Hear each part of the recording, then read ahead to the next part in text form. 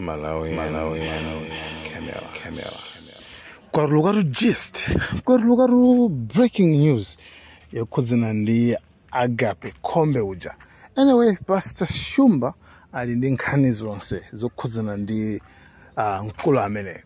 Kaya kuti 300 million kaya kuti mwakuti. Anyway guys, thank you so much. Kumalawi nkokoma.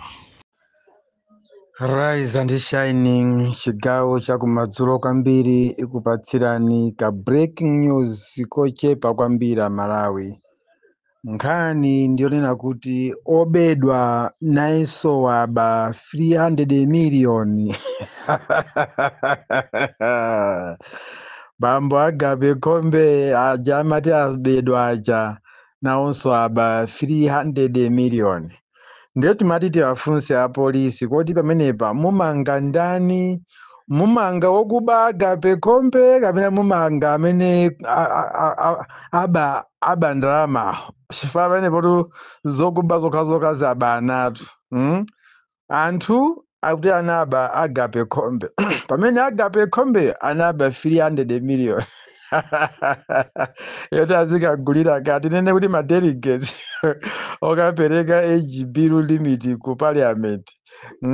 Anapasidwa ndalama kuti muzungulire dziko lonse ndi madobadoba azipani zina, madobadoba ama business, ndalama ndi za Agape Kombe phamwamwa 300 million. Muzungulire dziko lonse, mucheze ni mafumu, muziyahonga kanga chepe, mucheze ndi azimayi, muziyaponyera kanga chepe, mucheze ndi achinyamata. Agape Kombe kuiwerenga ala get out. Basi no tukambanje uli kuti atibwera kuno tipange filimu tikhenga linda soa deti tichite connect ndi Abraham David iye azitulusa maviyeni kuti ati Agape Kombe wasowa. Agape Kombe wasowa bwanji? Abraham David amakhala kubangwe muzinda wa Blantyre.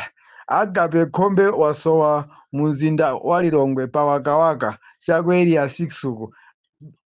David Abraham anamva ndi ndani? Anaziziwa bwanji kuti Agape Kombe wapangidwa kidnap popeza kuti analandira phone, ndipo anammanga pompo manja ndi pakamwa ndi kumaso. Anambawo ndiye nkhani yoti aziwise anthu kuti ndagwidwa ndabedwa. Anayipeza kuti mpaka na Abraham David aiziwe pamenepo to amayi mufufuze mupapeze. Lero akuti ati wapezeka mumunda wa area 43. Anapita kuti anamutenga ndani ndipo amakatani. Ndiye pakubwera mauthenga awiri. Apolisi akunena kuti Agape Kombe ali bwinobwino chabe chimene angunati ndi ofoka chifukwa cha njala.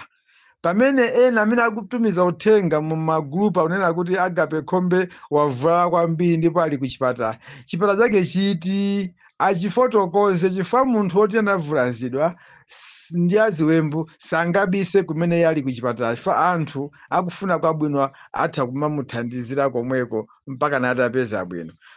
Koma ife timakamba kuti Agape Kombe sangabedwe. Agape Kombe ndi wa MCP. Akatakwe odziwa kuba anthu ndi a MCP. Ndeti nene kuti anamubaso a MCP omwewo. Nkhuku kumezana nkhuku zokha zingachitike zimenezo.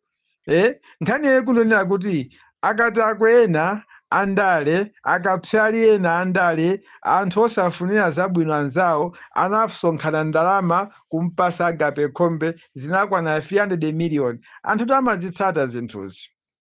Muma social media muzimu muzana Pastor Shumba wazitenga kuti zinalembedwa akala anthu amazitsata wanaziponya tikuzitsatira kudzera ma social media. Ndipo ife timakhulupirira kuti utsisufuka popanda moto.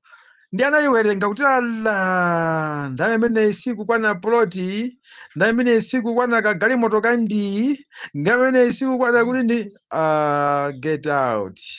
Ndiende ndizimwa za ndalama by the end ndapeza kuti ineyo am nothing ndikusaukaso. Chifukwa choti ndifuna ndisangalase anthu azipani biru ipase ikapasa zisangalala ine ndizivutika ala mapulani ndilibe. Agape Kombe anapita ku skulu. Wangoiwerenga basi takungwe chapatula kumuimbira foni nzache kuno Kambanje thamanga sei Kambanje liwiro pa Kambanje ndepa ndrama Kambanje ndrama nde saseweretsa akangopatiza fa kuno nthawi amawera kukalo wa chipani chomwecho Kambanje Kambanje ifeyo kwathu tikamati Kambanje ndoti ndikafoja etu kafoja kafoja vandrama saseweretsa basi tu uyo waikwera amene anaikwera so palanda about palunzu anakwera ya lunzu ndikaikwera palunzu uyo wakwerazi wakumana ndi nzakeyo pawakawaka kumapanga mapulani awo pamenepo kumadikira kuti kunja kude kunja kwada basi asowa koma magaya ngani kundiseketsa kabasi ndakamati wapezeka anthu amati asamupherere manena inu mungodikira 2 days sitha mumva ati Agape Khombe wapezeka ni manama Malawi suyo wapezeka ndinayankha tudzana vyeni yadzana kuti Agape Khombe sangasowe alimo munonso mulilongwe apezeka ine ndikamayankhula Malawi muzindigulupirira mama jalijaliwa ndi madziwa ndine mafilimu anyamata nthawi imene amakatamuka anyamata ndi imeneyi yazisankho zikamayandikira amangoyendera mwambi uja wapapyatonola ndeti mafuna ati afunse apolisi kuti apolisi pa ntchito yanu pembaba mukati mufufuze bwinobwino mufufuza nkhani itiyo mufufuza zoti Agape Khombe anapangidwa kidinapo anasowetsedwa kapena mufufuza nkhani yoti Agape Khombe wasowesa 300 million mayankho muli nawo Amalawi timangofuna tikubenthulireni kankhani kamene kachitika masiku awiri atatu amene kuti munthu uja anasoja kutchukisidwa chanchani wapezeka alive nobala chabe akuti njala munthu ali ndi mamiliyoni azikako anangomugwira komanso ngati anasunga ndalama mthumba ndoti zifambazo zamukwangwanulatu ndimayankhula vyeni ammawa kana ndidzulo madzulo nena kuti ndimayankhula kuti Kambanje afotokoze bwino kumene kuli nzake Agape Khombe silimayankhula zabodzi Amalawi ndimayankhula zona ndanayiwerenga kuti tiyaluka phwanga vumbuluka isapite patali nkhani ndifufuzidwa ine zamba uphulika uku zosatira za kumatale center zamba kuulusidwa choncho Amalawi tiyeni tizipanga zinthu zachilungamo pa dziko lapansi pano kuti Amalawi amene timayimirira azitikhulupirira pa chimene ife timapanga nthawi zonse. Pastor Shumba ndilo dzina langa.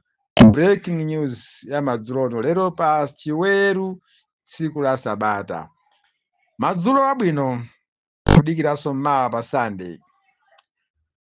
Bye bye. Malawi. Camera.